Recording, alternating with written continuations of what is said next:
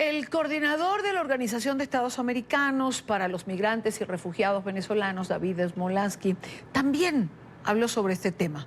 Esto dice: actualmente hay 4.300.000 migrantes y refugiados venezolanos. Estamos desterrados por la violencia generalizada que hay en Venezuela, la violación de derechos humanos, la crisis humanitaria por la falta de comida y medicina, el colapso económico, el colapso de los servicios básicos y el control social. Es la crisis de migrantes y refugiados más grande que haya habido en la historia de América Latina y el Caribe, y actualmente es la segunda más grande en el mundo. Lamentamos que en un video difundido por ACNUR, Venezuela no haya estado en la lista de los 5 países con más refugiados en el mundo. Y esto me lleva a reafirmar la propuesta que hemos venido impulsando desde la oficina de la Secretaría General de la OEA para la crisis de migrantes y refugiados.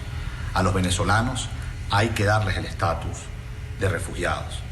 Y hay que darle el estatus de refugiados según la Declaración de Cartagena de 1984, que dice que una persona es refugiada cuando debe abandonar su país por la violencia generalizada, por la coartación de libertades, por la alteración del orden público, por la violación de derechos humanos. Todo eso hoy aplica para el venezolano. El venezolano que hoy está en Cúcuta, en Boavista, en Lima, en Quito, en Tulcán, en Buenos Aires, en Santiago de Chile, en Ciudad de Panamá, en Ciudad de México, en Curazao, en Aruba, no se fue porque quiso, no se fue voluntariamente. Se fue por una tiranía que ha causado todas estas determinantes que acabo de escribir para que seamos calificados como refugiados. Darle estatus de refugiado a los venezolanos no solamente va a beneficiar a aquel venezolano que está desterrado para que pueda tener su documentación, acceder a la salud pública, a la educación pública y aplicar para un trabajo. También va a beneficiar a los países receptores. Es la solución más pragmática, es la solución más justa. Es la solución además que dentro de esta situación tan compleja pueden conseguir una oportunidad para que se impacte positivamente en sus economías y tengan a millones de personas que lo que quieren es trabajar, emprender, estudiar. Y no queda la menor duda que la mejor solución para la crisis de migrantes y refugiados venezolanos es salir de la tiranía, es salir de la dictadura. Solo con democracia y libertad los venezolanos se dejarán de ir y quienes estamos desterrados tendremos incentivos para volver. Así que si para el venezolano es elemental, es básico saber por qué nos vamos, no demos por hecho que la comunidad internacional sabe por qué nosotros nos vamos. Es fácil describirlo cuando hay una guerra convencional como la que hay en Siria. Es fácil describirlo cuando hay una catástrofe natural, como por ejemplo el terremoto con Haití en 2010. Pero hoy hay 4.300.000 migrantes y refugiados que se han tenido que ir de Venezuela, no precisamente por una catástrofe natural ni un conflicto bélico convencional. Toca a nosotros explicar por qué nos vamos, toca a nosotros exigir que nos den el estatus de refugiado y toca a la comunidad internacional apoyar mucho más para proteger a los venezolanos refugiados y además para poder recobrar nuestra democracia y libertad. Era David Smolansky, coordinador de la OEA para la migración venezolana. Quizás porque es un tema diario para nosotros, un tema diario en el programa, nos parezca increíble que por no ser una guerra convencional o no ser producto de un desastre natural, no se entienda la magnitud del éxodo venezolano.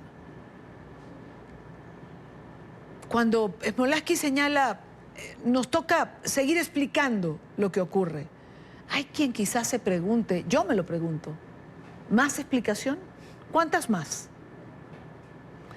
Quiero saludar en esta parte del programa a Ana Karina García, coordinadora de atención al migrante de la Embajada de Venezuela en Colombia y activista por los derechos humanos. Ana Karina, bienvenida, buena tarde para ti. Buenas tardes, Ian. Dime si no te preguntas cuánto más hay que explicar de la crisis venezolana para que pueda entenderse, porque lo que no se entiende hasta ahora es que en este video que hace ACNUR, que además la ONU ha dicho que son 4,5 millones, yo creo que van a ser más al final de 2019, pero que no se le dé la dimensión de lo que es la crisis humanitaria venezolana.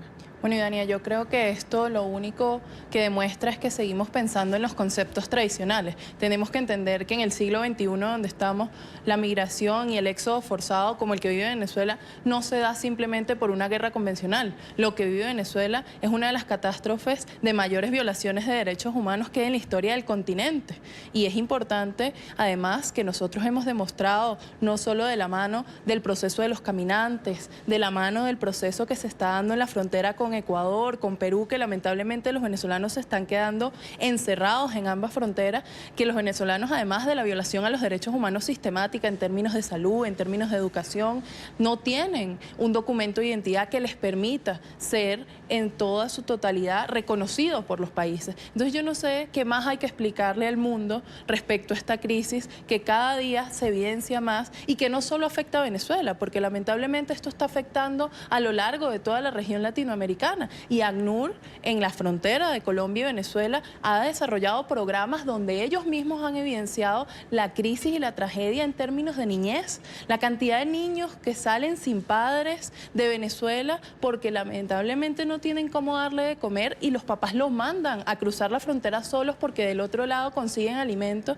Es una crisis que se evidencia a lo largo y ancho del continente. Entonces, lamentablemente, como decía David, a lo mejor nos queda mucho más que trabajar y que generar conciencia, pero creo que la comunidad internacional también tiene que abrir los ojos y entender que en el siglo XXI, lamentablemente, esto no se trata de una guerra convencional, pero sí de una violación sistemática y total de los derechos humanos de casi 5 millones de venezolanos y que probablemente, aunque esos son los números oficiales, tengamos muchísimos más, porque como te decía, la mayoría de los venezolanos que están en esos números que cuantifica el ACNUR, OIM, son números de venezolanos que tienen documentos de identidad, pero ¿cuántos venezolanos no tienen documentos de identidad que no pueden entrar en esas cifras oficiales? Claro. Entonces, lamentablemente, eso es lo que está ocurriendo hoy. Además, con esta particularidad, a ver, ¿de quiénes son los campamentos que están instalados, por ejemplo, en la frontera con Brasil? ¿De quiénes son los campamentos que se han instalado en las proximidades o alrededor del puente de Rumichaca entre Ecuador y Colombia? Son de ACNUR. Es decir, si alguien tiene el pulso de lo que está ocurriendo con la migración, es precisamente ACNUR. Por eso la respuesta del canciller Holmes Trujillo el día de ayer al referirse a esto, pero ACNUR lo sabe y no es que, a ver, no es que nos vamos a poner a pelear porque cuál crisis es más grande, si la de Siria, si la de Myanmar. No, señor, que no se trata de eso, pero cuando dimensionan en este video las crisis migratorias del planeta, vemos que, excepto Siria, que tiene 6 millones y algo, las demás tienen 2 millones, 1 millón. Venezuela, estamos hablando, según cifras de la ONU, de 4,5 millones. Y las propias organizaciones internacionales lo han caracterizado como la segunda crisis migratoria más importante después de Siria. De hecho, las políticas que se buscan aplicar en los distintos países de América Latina se basan en la crisis de Siria para poder diferenciar o caracterizar la migración venezolana. Entonces, la realidad es que en la aplicación de las políticas ha sido así. Yo creo que esto es un tema político que lamentablemente nos toca afrontar y seguir trabajando para que la ONU entienda la cantidad de migrantes venezolanos y refugiados que se encuentran fuera del territorio y que además esa violación sistemática a sus derechos humanos, lamentablemente no hay forma de detenerla hasta la caída de la dictadura. Lamentablemente es así. No hay explicación. Y hay mucha gente que no lo comprende y que no lo comprendamos nosotras, pero creo que la voz del canciller de Colombia que se ha elevado en un tono de molestia es importante porque evidentemente Colombia recibe el primer impacto de todo este éxodo venezolano y se está quedando sola, ¿no? Lamentablemente, pero mientras todos los demás países van poniendo restricciones, uno se hace la pregunta, Ana Karina, es decir, ¿hasta cuándo aguantará Colombia, no? Sin ponerlas también. Bueno, Colombia es un país que por su frontera porosa, son 2.200 kilómetros de frontera, evidentemente es más difícil colocar estas restricciones fronterizas, creo que pero además piensan creo que hay también- una voluntad política de Claro. recepción porque entienden lo que significa esta crisis humanitaria. Colombia vivió en algún momento un desplazamiento forzoso importante hacia Venezuela, donde hubo más de 4 millones de colombianos en nuestro territorio, y hoy yo creo que esto es un tema de hermandad. Ellos nos abren las puertas por un tema de reciprocidad porque vivieron lo que significó esa crisis de división de familias, de los niños que quedaban abandonados debido a la violencia. Colombia sabe lo que significa el dolor de la familia y eso es lo que ellos hacen para reflejar la reciprocidad, abrirle la puerta a Venezuela, y no hay más que agradecerle al gobierno de Colombia todo lo que han hecho por nosotros y el trabajo conjunto y la voluntad política que existe para trabajar de la mano en buscar soluciones para los problemas que siguen existiendo. Además, el cierre de las fronteras, tanto de Ecuador como de Perú, lamentablemente lo que genera es más irregularidad y mayor ilegalidad en la frontera Sí, claro. tanto de Ecuador como de Perú, porque las fronteras normalmente tienen unos niveles de ilegalidad continuados. En este caso, cuando cierran la frontera, los venezolanos en su nivel de desesperación buscan cualquier forma de salvar su vida. Porque si yo creo que hay algo que no ha terminado de entender la comunidad internacional, es que cuando el venezolano sale de su territorio es porque está desesperado, porque necesita salvar su vida. Es decir, no es una decisión económica como muchas veces se plantea en el concepto de la migración. Es una decisión forzosa por sobrevivir, ya sea por persecución política, por violencia, por hambre, porque sus hijos lamentablemente no tienen con qué comer. Nosotros atendemos casos todos los días, uno más difícil que el otro, porque no tienen cómo tener la atención de salud necesaria en Venezuela, y si no cruzan, la realidad es que se mueren. O sea, Claro. no hay otra explicación, no es que puedes resolver en el territorio venezolano, es que cuando la gente cruza la frontera, la cruza para salvar la vida, y eso es lo que lamentablemente creo que la comunidad internacional, como lo ve en cifras, no ha terminado de entender. Son historias de venezolanos que lo que hacen es buscar salvar la vida de sus hijos, de Claro. sus padres, de sus abuelos, y hoy el cierre de la frontera de Ecuador y el cierre de la frontera de Perú lo que hace es generar mayor desesperación en la población venezolana y que mucha más de esa migración entre a Colombia. Claro, Y por eso es claro. tan importante el trabajo que nosotros intentamos hacer desde nuestras capacidades, que la gente tenga en nosotros una respuesta para canalizar sus solicitudes, para guiarlos. Una de las mayores problemáticas que existe es la desinformación. Tú cruzas el puente internacional Simón Bolívar y tú entras a un territorio que no conoces, que no entiendes cómo funciona, que no conoces sus leyes y que además hay miles de personas alrededor donde cada una tiene sus negocios. Entonces nuestra idea o lo que estamos intentando hacer es informar, porque mientras más empoderemos a la gente, Pero hay que podemos explicarle a la avanzar. gente cómo es que se está informando y de qué trabajo es que está hablando Ana Karina en este momento. El registro consular. Recuerdan que se hizo en Estados Unidos, lo conversamos con Carlos Vecchio, con el embajador Vecchio en Washington varias veces, explicamos cómo funciona. Se hizo por primera vez en Estados Unidos y el segundo país que implementa este registro consular es Colombia. ¿Cómo funciona? Bueno, lo primero es que este registro consular vas a poder registrarte a través de la página web co.embajadavenezuela.org. Allí tú ingresas, le das registrar, simplemente te va a pedir todos tus datos, tu nombre, tu cédula venezolana, tus documentos de identidad venezolanos, todo tu proceso, si tienes algún nivel académico, si tienes trabajo, si no tienes trabajo, si tienes algún documento regular en el país de destino, en este caso Colombia, y luego les va a pedir que anexen tanto su copia de la cédula, copia de pasaporte o copia del documento de identidad. Mucha gente se preguntará, ¿y si no tengo pasaporte? Como muchos venezolanos, no hay problema, pueden ingresar simplemente con su cédula de identidad.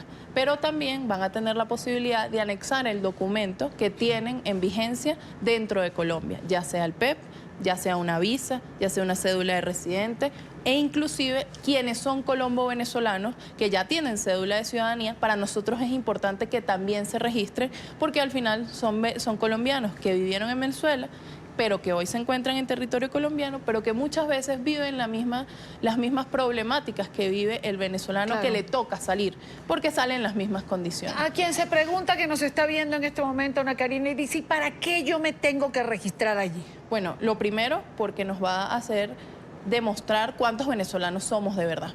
O sea, lo más importante de este registro es que nos va a dar números reales. Pero lo segundo, para la gente, a través de este registro van a poder acceder a la atención al migrante. Nosotros a través de esto, por ejemplo, podemos hacer permisos de viajes para menores que necesitan reunificarse con sus padres que están en otro país y que no pueden transitar porque no tienen documento como el pasaporte. Nosotros tenemos la posibilidad de hacerles ese permiso de viaje por el principio de reunificación familiar. Nosotros también los asesoramos en todo el proceso de tutelas y para que puedan acceder a la salud. Nosotros lo que queremos hacer es que cada uno de esos venezolanos que se registre a través del registro consular, valga la redundancia, tenga atención personalizada y que nosotros a través de sus historias y de lo que ellos nos cuenten podamos ayudarlos a solucionar los problemas. Pero también nos da la herramienta de poder generar políticas públicas de la mano de Colombia para mejorar la calidad de vida de los migrantes que hoy lamentablemente se siguen enfrentando a muchísimas dificultades porque en el día a día, en la cantidad de violaciones de derechos humanos que vives en Venezuela, cuando cruzas siguen existiendo muchas necesidades. La idea es que nosotros por ahí podamos ser un canal de atención para todos esos venezolanos que hoy se encuentran en indefensión porque no existe un consulado, porque lamentablemente existe una usurpación en Venezuela contra la que estamos luchando, pero también entendemos que mientras luchamos para derrocar la dictadura, tenemos que atender a nuestra población. Esto de los permisos para menores de edad y los permisos de viaje me parece absolutamente importante porque hay muchísima gente que tiene problemas en relación a eso. Todo esto se hace a través de la página web. Hay un canal de comunicación también a través de la página web o quien necesite información puede acercarse a la embajada.